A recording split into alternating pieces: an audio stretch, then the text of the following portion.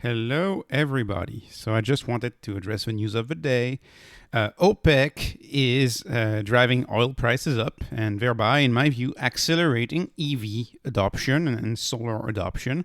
But yet, if you look at Mr. Market's so short term that this is what happens. Oh, oil prices are going up, right? So thus, all of the energy sector, let's bid up these stocks, right?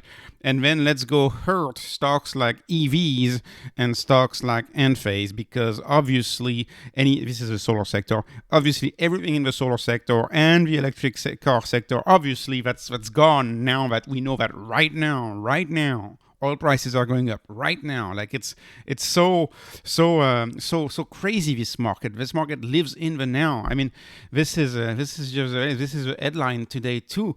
It's like, oh, OPEC plus. That's the headline. They made the Fed's job more complicated. Here's what could be next.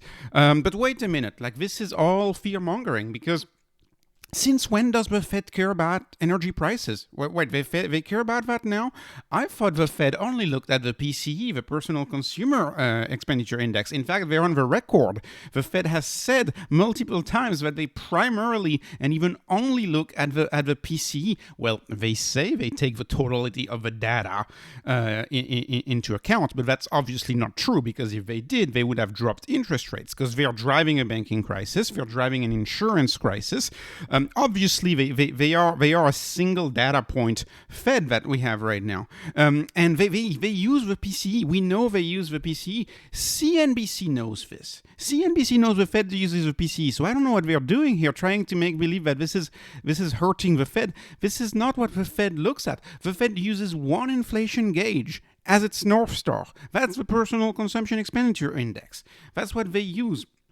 The Fed looks primarily at the core prices, which strip out volatile food and energy categories. Of course they do. We've known that for 2 years, that they don't look at energy prices. That's been a constant thing that we know. They don't look at energy prices, and all of a sudden, OPEC reduces supply. All of a sudden, that's going to be bad for the Fed.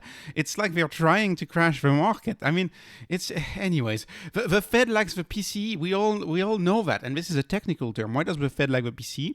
Because of what I like to call the old switcheroo effect. I don't know if you've heard of the switcheroo, but they don't like to use the CPI, right? They don't like to use things that they can control. They prefer things like the CPE. Why? Because in the CPE, you can swap things, right? For example, a classic is you swap steak for ground beef and ground beef for chicken, and you do that really quickly, so that the number does not get too hot. We know that they use the PCE for this reason. Actually, you can read it from CNBC right here. If beef prices rise significantly, families may instead buy chicken. And of course, the PCE changes that and swaps chicken for beef and vice versa. So this is like the whole strategy, the whole idea that discrete news items are going to improve the CPI, which in turn are going to lead the Fed to keep tightening is just ridiculous in my view, in my humble view. But anyways, even this OPEC thing, this OPEC thing is a little ridiculous. So I'm like, so oil is up. Is that bad? I mean, do we know it's a commodity? We all know how commodity markets work, right? It's a loop. It's an ever-going loop. So right now we're in phase A. All prices rise. What happens when oil prices rise, right? Producers extract more oil to make more money. Oh, oil's expensive. Let's go make more money. They get more oil out. As more oil gets out, you have greater supply. And this greater supply in the market reduces oil prices. And when oil prices get reduced, what do? They all stop extracting oil, which leads to less oil supply and makes oil prices rise again. And then we begin again, and that's like an ever-going loop. And just the fact that OPEC is starting this today doesn't change the fact that it's always been the same. It's the U.S., which was the leading producers, right, first half of the 1900s. Thank you, Rockefeller. And in the 50s, OPEC in the late 50s, early 60s, OPEC was created as a counterforce against the U.S. But this whole tension is nothing new, and that's why oil prices fluctuate within a range. It's very unlikely that frankly, a lot of analysis that like a lot of depth, even if you remember back in like 07, 06, they were all saying, oh, we're gonna have $500 oil. It's not possible for a commodity. Like commodities adjust. The bigger the price of oil, the more people are going to produce oil. That's just the way it is. So it's range bound. It's trading range bound. And actually, let me just look at that. This was from yesterday, right after the announcement from OPEC. You have a governor of Texas. Let's just counter and let's produce more oil in Texas, right? It's the local industry down here in Texas, and they're all happy. And you have all of these license plates and all of that, and it's just a back and forth that really, in my view, only doesn't impact much the Fed, doesn't impact us much day to day. All it does is it impacts, in my view, the switching of the megatrend. Like it amplifies this megatrend of switching towards cheaper sources of energy. Note how I don't say renewable, I say cheaper sources of energy. The whole story is about always getting to cheaper sources of energy. People are slowly switching to the cheaper sources of energy. And when you have news like that goes around, that shows you oil prices going up, companies, households, they're thinking and they're taking action, and they're thinking about that switch to energies, mostly solar, but there's other forms of renewable energy. So let me just ask you this. Let me move on. Does it make perfect sense for Tesla and Enphase to be down right now? Of course not. It's just the news of the day. But what's happened is that oil is more expensive right now, thus profits will be higher, and the market goes out and it bids up oil stocks. Right? What's happening right now with the market bidding up oil stocks is very similar to what was happening. I made one of my first video was about that, of the market bidding up Tootsie Roll before Halloween because they were going to sell a lot of candy. So you're going to bid up Tootsie Roll. That's how short term it is. But what is the long-term truth? It's my truth, right? What is my long-term truth? What do I see on a daily basis, right? The long-term truth is just like oil replaced coal and replaced steam, electric, batteries and solars combined, are going to replace the oil. They're going to replace the oil. And this is what's happening. So very concrete example that I saw yesterday a little bit. So in the solar industry, for example, I believe Enphase is the best pick in the sector, in my view.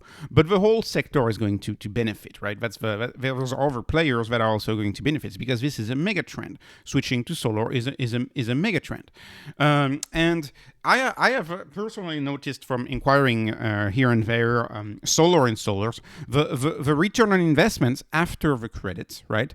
I've noticed is about 5 years. You get a 5-year payback is about 20%. That's what I've seen over the past few months.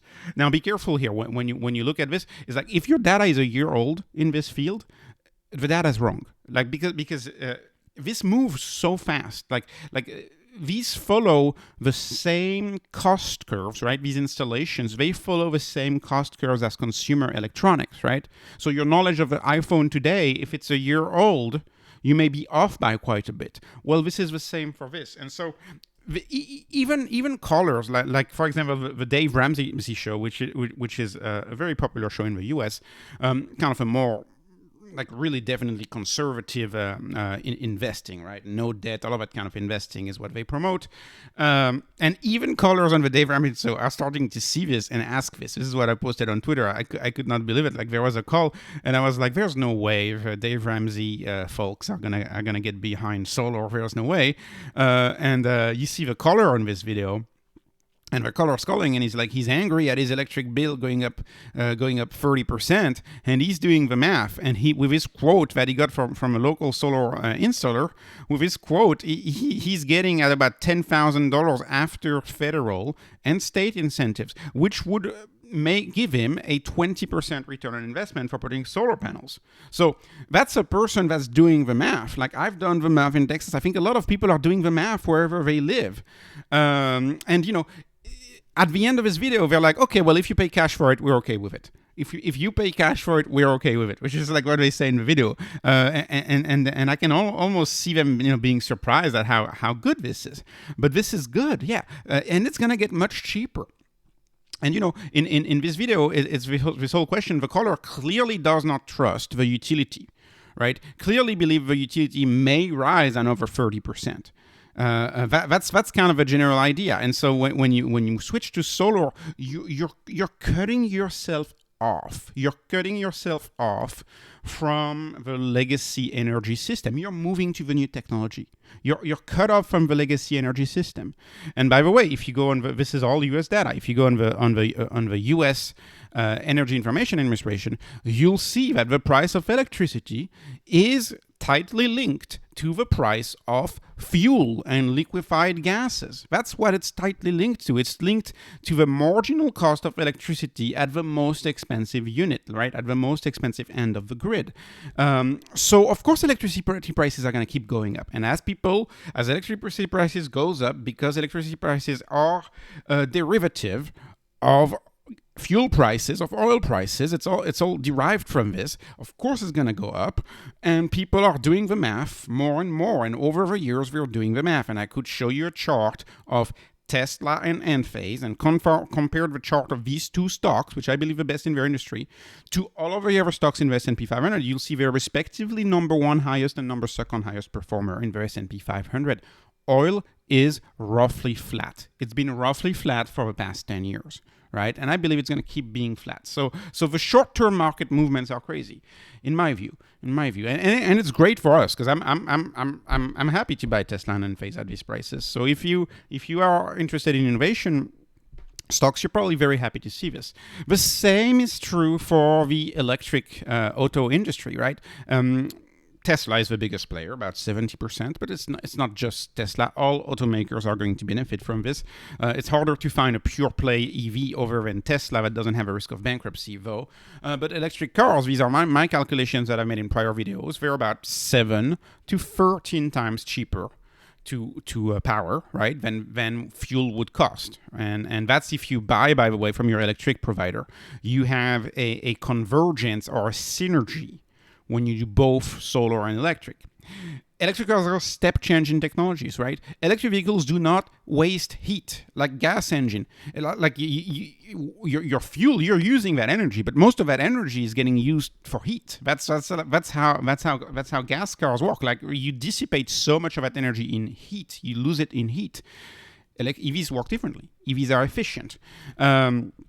And of course, this is going to get much cheaper too, or even eliminated if you have solar on the house, or if you have one of these more innovative electric bills like the $30 unlimited charging at home that Tesla is releasing in a few months, where you can charge unlimited your car at home for $30 a month here in Texas. So that's very, very interesting. This type of plan, electric plan, I believe is going to get released widely. And so what happens when the prices of oil rise? What happens when the prices of oil rise? Well, your return on investment of buying an electric car goes up. And by the way, electric cars ride cost curves down, so they're getting cheaper and cheaper. And oil, at least the media is showing to us right now, that oil is getting more expensive. That's the headline of the day, right? If you are currently researching a car and you're listening to the headlines this week, you're more likely to consider an electric car because you hear that gas prices are going up. Anyways, so if you drive an average, I'm taking just roughly average numbers that I found online here. You can do the math, but if you drive an average of 17,000 miles a year, gas is $4 a gallon, and your car is 24 mpg. I believe these are pretty average number. The gas per year that you would spend is $2,800 gas per year. And of course, if you were to do electric, depending on your area and depending on the variability of your rate and these factors, it would cost you between $215 and $400 in power a year. That's for charging at home, by the way. I'm only specifically for commuting and charging at home.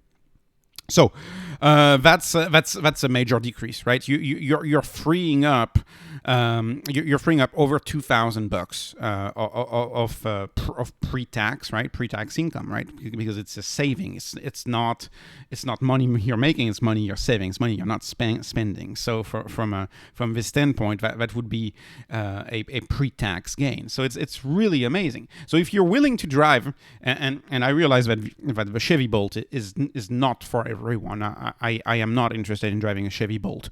It's too small. But if you're willing to drive a Chevy Bolt, like some city people are, like if you live in a busy part of town, a busy city, if you're willing to drive a Bolt, the Bolt after federal tax credit is $17,000. So that would be a 14%. Taking the least favorable number here, the 400, that would be a 14% return on investment. Just in terms of electric prices, just in terms of how much money you save on gas by switching. So the more gas goes up, the more the return on switching to an EV increases. And the question that I'll ask is, how many people are doing the math? And my view is more and more people are doing the math. When you buy a car, you may be an impulsive buyer for a lot of things, but when people go buy cars, they at least do the math. That's the second largest expense typically of a household, a car. So you're gonna do the math. Car shoppers typically do the math. Or at least savvy car shoppers, which there's a lot out there, at least more than Tesla can ever supply. So if you look at the data, the data right now is globally. This is old data, by the way. This is from mid 2022. So those new surveys are going to get released. I'm curious to see what they're going to be this year. But if you look at worldwide, 52% of car buyers worldwide right now are wanting to purchase an EV. And if you look at, this is behind a paywall, I could not open it, but there's articles that claim much higher numbers, like 71%. Americans said that they would be interested in leasing or purchasing an electric car.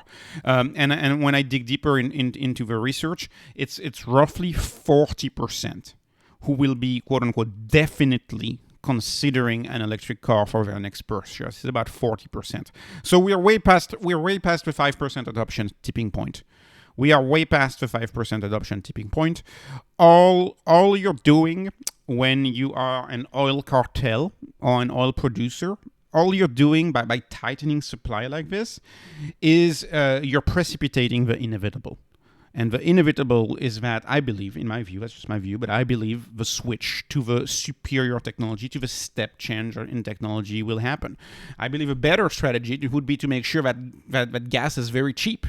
Like if you were an oil producer and you made sure that gas was, $1 a gallon or $1.50 a gallon, you could delay a lot of these arguments, right? A lot of these arguments get debunked if gas is $1.40. Right, a gallon. That gets debunked. But anyways, with gas going up, and the more gas goes up, the more this is a positive for the adoption of EVs, in my view, in the long run. So again, not worried about it. Buying Tesla, buying Enphase. This is not investment advice. This is just entertainment. I hope you're entertained. I appreciate your likes and your subscribes, and have a wonderful day.